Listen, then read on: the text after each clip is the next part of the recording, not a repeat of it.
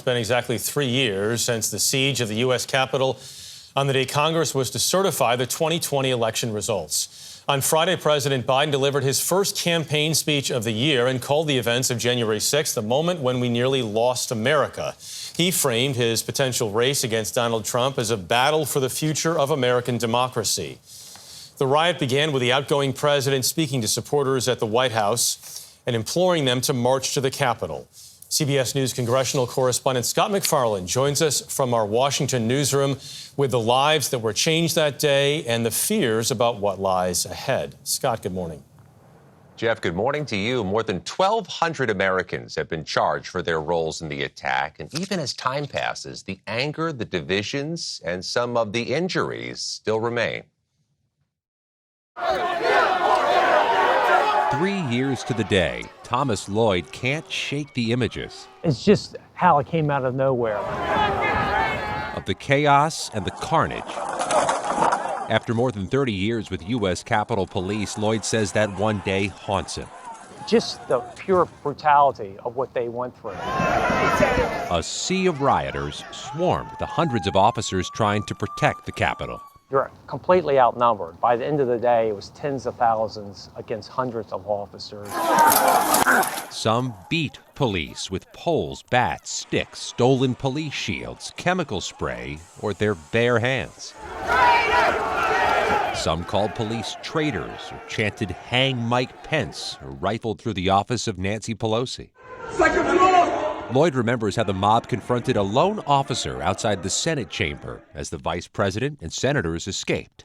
The police lines on the east and west fronts each collapsed. You never forget that. That still hangs on you. Oh, yeah, every day. In the U.S. House chamber, officers were overrun before everyone was evacuated. They came 10 seconds from getting to us. Norma Torres, Dan Kildee, and Pramila Jayapal were among a group of House members trapped in the upper level of the chamber. I remember just being on the floor, unable to move because I had had knee surgery. Everybody stay down! Get down! And I thought this was it. You think they would have come for you? They would have taken you?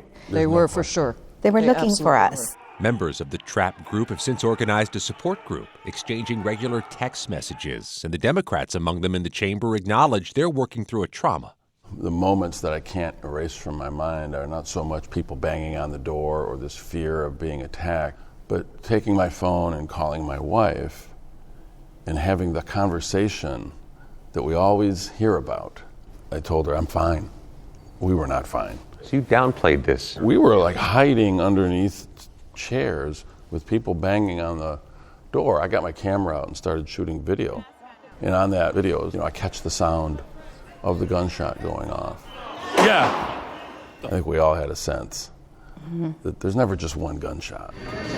But it was a single shot fired by police that struck Ashley Babbitt, stopping the surge. Over the course of 3 years, the Department of Justice has arrested nearly 1,200 people, securing guilty pleas for more than half of them so far.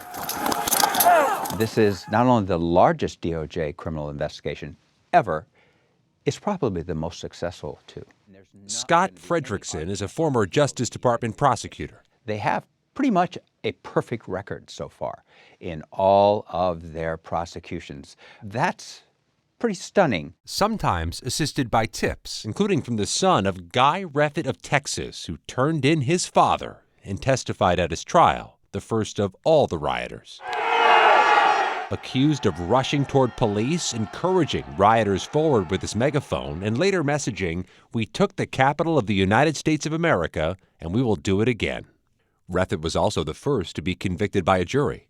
3 years later, Reffitt remains behind bars. We do a lot of FaceTime. And His wife, Nicole, remains in Washington, attending court hearings each day. y'all make this vigil happen. And along with Ashley Babbitt's mother, leads a vigil in support of the January 6 defendants for more than 500 straight nights.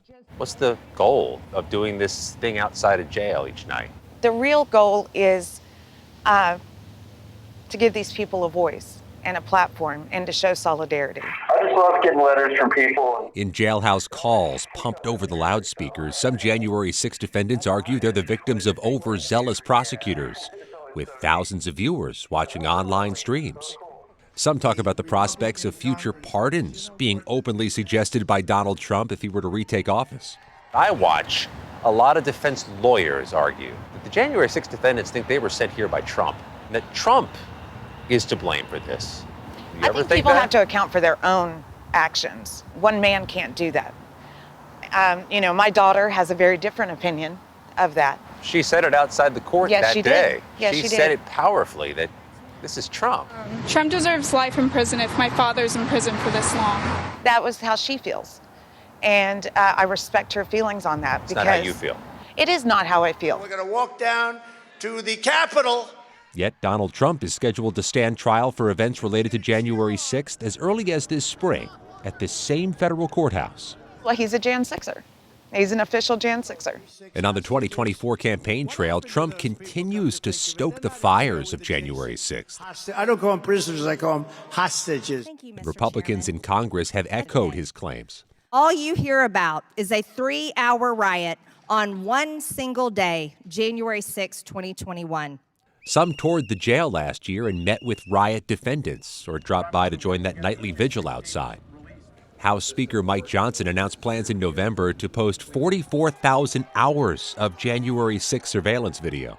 House Republicans trust the American people to draw their own conclusions. We relive it every single day with the actions and the words of our colleagues.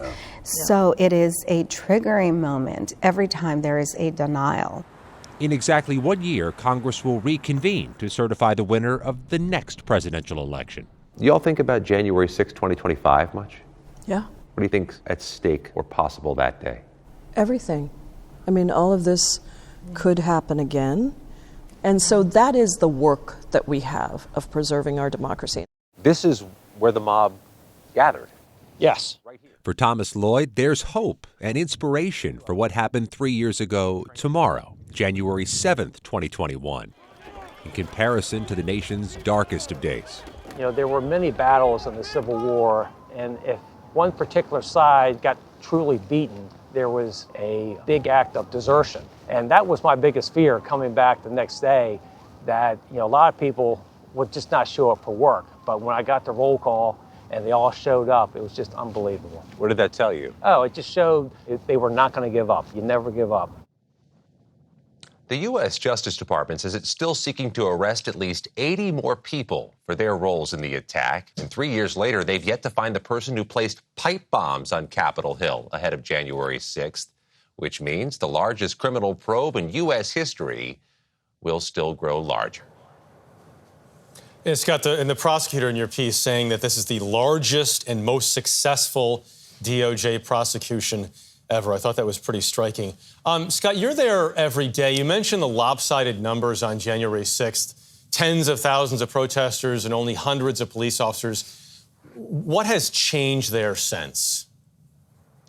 The police have rebuilt the force. They lost some people after January 6th to retirements and resignations. They have done some successful recruiting to have a robust force, and they have also the oversight of congressional leaders to ensure that everybody's ready for the next potential threat and that intelligence is shared better. But I got to tell you, Jeff, one of the things that stands out, having been to hundreds of January 6 court hearings, is the sentencing hearings, when the defendants ask for mercy and ask for leniency.